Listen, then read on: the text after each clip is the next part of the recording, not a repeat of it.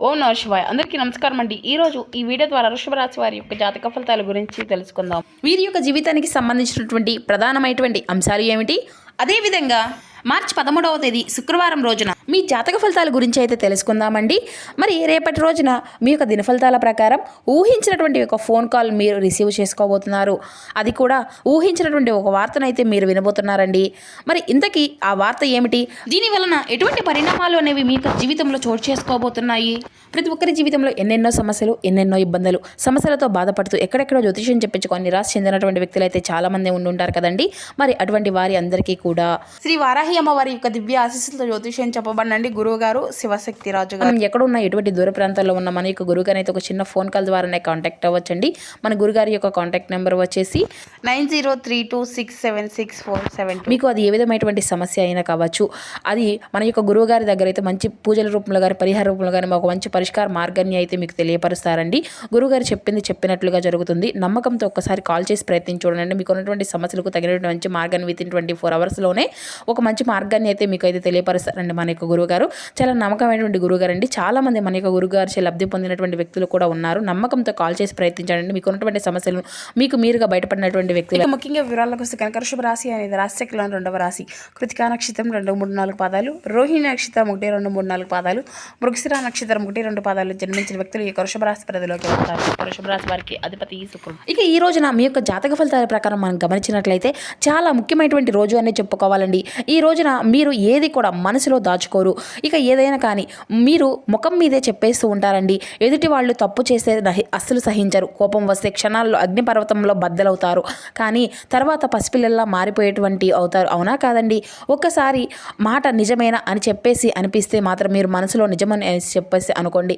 ఎవరైనా కానీ కష్టాల్లో ఉంటే మీ యొక్క చేతుల్లో లేకపోయినా కానీ ₹1 అనేది అప్పు చేసైనా ఎదుటి వ్యక్తులకు సహాయం చేసేటువంటి మనస్తత్వం మీదండి. ఎవరికి కూడా అన్యాయం అనేది చేయరు. అందరూ బాగుండాలి, అందరిలో నేను ఉండాలి కోరుకునేటువంటి మహారాజులు మీరు. కానీ లేదంటే మీకు దక్కినటువంటి బహుమతి ఏది అంటే కేవలం మీకు ఇచ్చినటువంటి ద్రోహం అండి. అది వెన్నుపోటు. మీరు ఎవరినైతే గుడ్డిగా నమ్ముతారో వారే మిమ్మల్ని చాలా రోజులుగా అంటే నట్టెట్టో ముంచిపోతున్నారు. మీరు ఎవరికైతే రక్తం దారబోసి సహాయం చేశారో వారే ఈ రోజున మిమ్మల్ని రోడ్డును పడేయబోతున్నారు. మీ యొక్క అవసరం తీరాక మిమ్మల్ని ఒక్కసారిగా అంటే కూరలో కరివేపాకులా తీసి పడేస్తున్నారండి. ఈ మాట నిజమేనా కాదండి? గత కొన్ని సంవత్సరాలుగా మీరు ఏ విషయంలోనైనా కానీ అంటే ఒక స్పష్టత అనేది లేకుండా అంటే మీ మీద మీలో ఉన్నటువంటి లోపం అండి. కానే కాదు, కేవలం మీ యొక్క మంచితనం మీకు గత కొన్ని సంవత్సరాలుగా శాపంగా మారింది. చెప్పాలి అంటే డైరెక్ట్గా ఎదుర్కోబోయేటువంటి ధైర్యం మీకు అనేది లేక, మిమ్మల్ని ఎదుర్కొనేటువంటి ధైర్యం లేక, మీ వెనుక మీ కళ్ళల్లోకి చూసి మాట్లాడేటువంటి ధైర్యం అనేది ఎవరికీ లేదండి. కాబట్టి మీ వెనక నుండి చాలా విధాలుగా మీపై కుట్రలు జరుగుతూ ఉన్నాయి. ఇది అంతా కూడా వ్యూహంలా అంటే దీనికి ఒక సూత్రధారి కూడా ఉన్నారండి. ఆ యొక్క సూత్రధారి కేవలం ఒక స్త్రీ అని చెప్పుకోవచ్చు, లేదంటే ఒక పురుషుడు అని కూడా చెప్పుకోవచ్చు. మీరు సమాజంలో తలెత్తుకోలేకుండా చేయాలని చెప్పేసి ఆ వ్యక్తులు నిరంతరం కూడా ప్రయోగాలు అనేవి చేస్తూ ఉంటున్నారండి.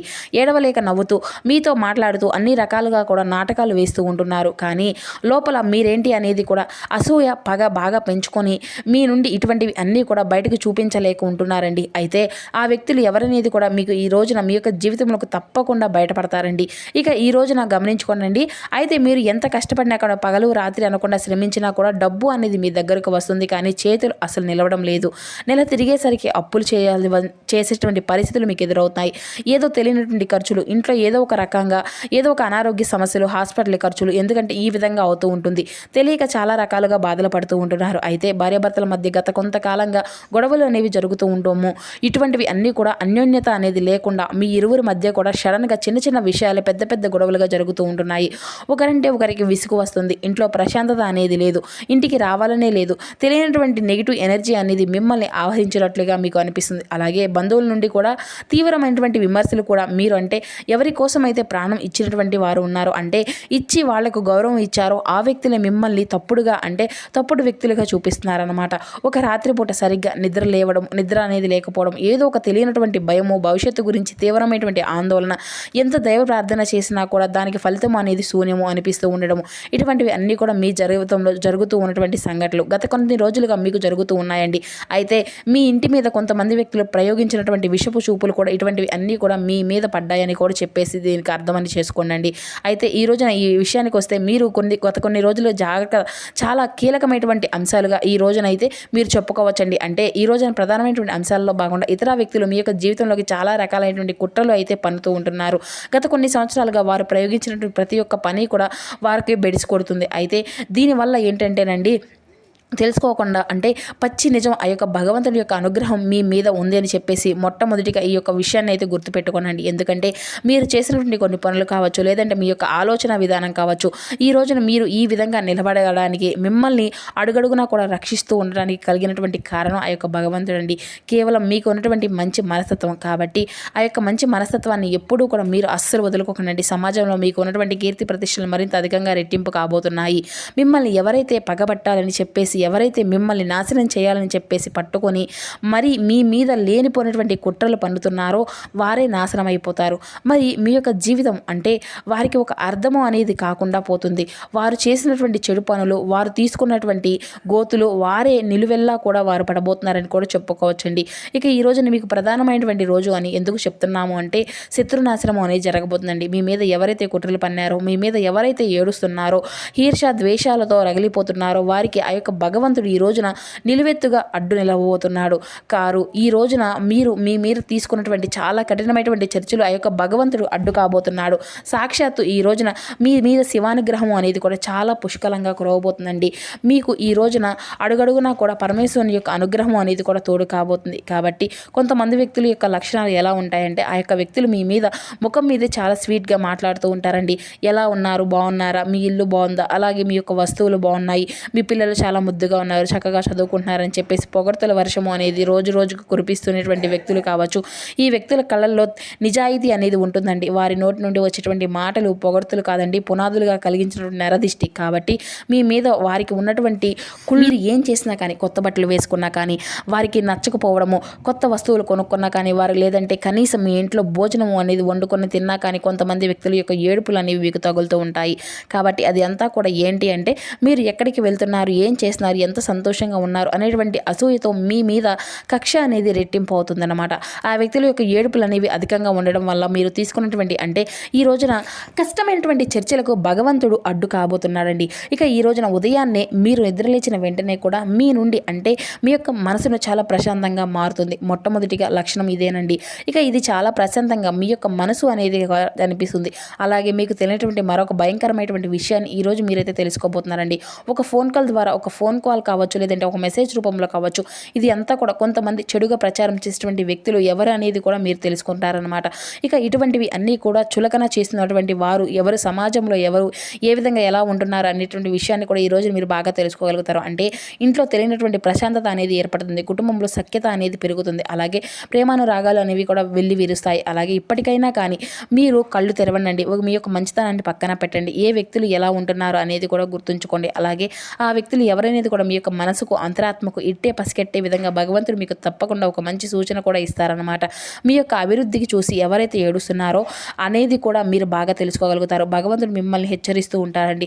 అలాగే ఈ రోజున మీరు బయటకు వెళ్లే ముందు కూడా తప్పకుండా విభూది ధారణ అనేది చేసుకొని వెళ్ళండి. పరమేశ్వరుని యొక్క అనుగ్రహం కోసం తప్పకుండా స్వామివారి ముందు దీపం పెట్టి, స్వామివారికి ఈ రోజు నారికేల దీపం అంటే కొబ్బరికాయను స్వామివారి ముందు కొట్టి, ఒక కొబ్బరికాయలోనే చక్కగా ఆవు నేతితో స్వామివారి ముందు దీపారాధన అనేది చేయండి. తెల్లని పుష్పాలతో స్వామివారి ముందు చక్కగా స్వామివారి యొక్క పటాన్ని అలంకరించండి. స్వామివారి ఇంట్లోనే శివలింగం ఉంటే అభిషేకం కూడా చేసుకోండి. లేదంటే బయటకు వెళ్ళడానికి శివలింగానికి వెళ్ళి అభిషేకం కుదరకపోయినా కూడా ఒక చెంబు నీళ్ళతో నిన్న స్వామివారికి జలాభిషేకం చేయండి. ఇటువంటివి అన్నీ కూడా ఈ రోజున కోల్పోయినటువంటి వైభవాన్ని తిరిగి మరలా మీకు దక్కించుకోబోయేటువంటి వ్యక్తులు అవుతారు. ఈ వ్యక్తులు ఎవరైంది కూడా మీకు బాగా తెలుసుకోగలుగుతారండి. ఇక అలాగే ఈ యొక్క అంటే మీ యొక్క భార్యాభర్తల మధ్య సఖ్యత అనేది కూడా చాలా బాగుంటుందండి. చిన్ననాటి స్నేహితులు కూడా కలుసుకుంటారు. విద్యా, ఉద్యోగ, వ్యాపార పరంగా అన్ని విధాలుగా కూడా ఈ రోజున మీకు చాలా సానుకూలమైనటువంటి ఫలితాలు అయితే మీరైతే చూడబోతున్నారు.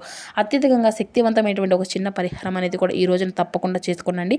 వీలు ఉంటే అది ఏమిటి అంటే, చాలా అంటే చాలా అద్భుతమైనటువంటి పరిహారం అండి. మీరు ఎక్కడికి వెళ్ళవలసినటువంటి వేలు ఖర్చులు చేసి పూజలు ఏమి కూడా అవసరం లేదండి.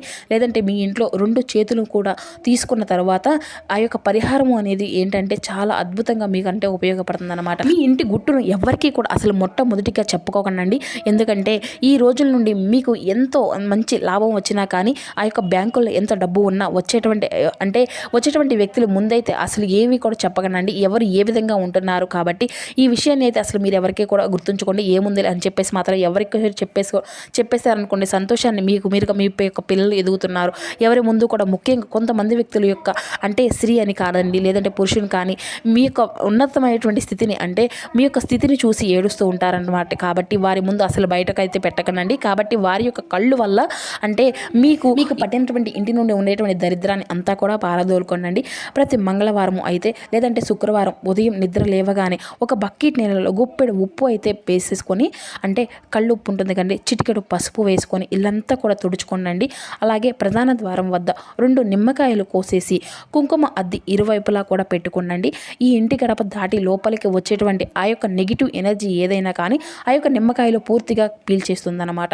అలాగే ఇంకొక చిన్న పరిహారం ఏమిటి అంటే కనుక ఈ రోజున మీరు తప్పకుండా ఏం చేయాలి అంటేనండి, గుర్తుపెట్టుకొని మరీ చేయండి. సుబ్రహ్మణ్యేశ్వర స్వామి వారిని కానీ లేదంటే హనుమంతుల వారిని కానీ తప్పకుండా ఈ రోజున అయితే మీరు ప్రతిరోజు రేపు కుదరకపోతే లేదంటే ఎల్లుండి కుదిరితే హనుమంతుల వారి యొక్క ఆలయంలో 6 గంటలు సమయంలో మీరైతే తప్పకుండా స్వామివారి యొక్క గుడికి వెళ్ళి ఆవు నేతితో దీపము అనేది వెలిగించండి. వీలైతే అక్కడే హనుమాన్ చాలీసా కూడా చదవండి. హనుమంతుల వారిని వేడుకోండి, స్వామి నా చుట్టూ ఉన్నటువంటి కపట శత్రువులను అన్నిటినీ కూడా, అసూయపడేటువంటి వాళ్ళని అందరినీ కూడా, నన్ను నా యొక్క కుటుంబాన్ని రక్షించుతండి అని చెప్పేసి కన్నీళ్లతో స్వామివారిని ప్రార్థించండి. స్వామివారి యొక్క రక్షణ కవచము అనేది మీ చుట్టూ ఉంటుందండి. ఆ యొక్క వ్యక్తులు తప్పకుండా మిమ్మల్ని అలాగే మీ యొక్క పరిస్థితులు అన్నిటినీ కూడా, మీ యొక్క అభివృద్ధిని అన్నిటినీ కూడా వాళ్ళుగా దూరం చేసుకునే విధంగా మీరు ఉంటుందన్నమాట. అలాగే వారు ఏంటనేది కూడా ఈరోజు ముఖ్యంగా చెప్పుకున్నాం కదండి. ఓం నమ శివ అనేటువంటి పంచాక్షరి మంత్రాన్ని కూడా మీకు వీలుంటే ఎన్నిసార్లు అయితే అన్నిసార్లు చెప్పించి ఉండండి. ఇక ఈ రోజున మీకు వచ్చేటువంటి ఈ యొక్క ఫోన్ కాల్ అనేది మిమ్మల్ని చాలా ఆశ్చర్యానికి, ఉత్సాహానికి కూడా గురి చేస్తుంది. ఒక మంచి శుభవార్తను కూడా ఈరోజు అయితే మీ యొక్క ఫోన్ కాల్ ద్వారా మీరు వింటారండి. అలాగే ఈ రోజున మీ యొక్క బంధుమిత్రుల ప్రీతి అనేది కూడా సమయాన్ని కూడా గలుపుతారు. అలాగే పిల్లలతో సంతోషంగా కాలము అనేది కూడా ఈ రోజున గడుపుతారండి. ఇక అదేవిధంగా దేవాలయాన్ని దర్శించడం కూడా చేస్తారు. ఇక ఈ రోజున మీకు కలిసి వచ్చేటువంటి రంగు వచ్చేసి గ్రీన్ అండి. గ్రీన్ కలర్ మీకు ఈరోజు బాగా కలిసి వస్తుంది. మరొక కలర్ ఏంటంటే వైట్. ఇది మీకు చాలా అద్భుతంగా ఉంటుందన్నమాట. ఈ 2 రంగులు కూడా మీకు బాగా కలిసి వచ్చేటువంటి అదృష్టపు రంగులు. అలాగే అదృష్టపు దిక్కు ప్రయాణం వచ్చేసండి పడమర దిక్కు అండి. ఈ రోజున మీకు బాగా అద్భుతమైనటువంటి ప్రయాణం, చాలా అద్భుతంగా మీకు ఈ రోజున సురక్షితంగా ఉంటుంది అని కూడా చెప్పుకోవచ్చండి. అయితే ప్రయాణ విషయంలో తగినటువంటి జాగ్రత్తగా చూసుకోండి. ఇక ఈ యొక్క కష్టాలు అనేవి శాశ్వతం కాదు కదండి. త్వరలోనే మీ యొక్క జీవితం అద్భుతమైనటువంటి సువర్ణ ఘట్టం మొదలవుతుందని కూడా చెప్పుకోవచ్చు. సాక్షాత్తు పరమేశ్వరుడు మీకు అన్ని విధాలుగా కూడా హింట్ అనేది ఇస్తూ ఉంటాడండి. సమాజంలో కీర్తి ప్రతిష్టలు పెరుగుతాయి. ఈ రోజున మీకు అంతా కూడా ఎంతో శుభకరమైనటువంటి రోజుగా ఉంటుందండి. అలాగే మీ యొక్క ప్రశాంతను కూడా ఈ రోజున అయితే మీరు ఖచ్చితంగా దక్కించుకునేటువంటి అవకాశం అయితే చాలా అధికంగా కనిపిస్తుంది. సో చూసారు కదా ఫ్రెండ్స్, వృషభ రాశి వారి యొక్క జాతక ఫలితాలు. ఈ వీడియో మీకు నచ్చితే ఛానల్ లైక్ చేసి సపోర్ట్ చేయడం మాత్రం అసలు మర్చిపోకండి friends. Thank you for watching. Please support my channel.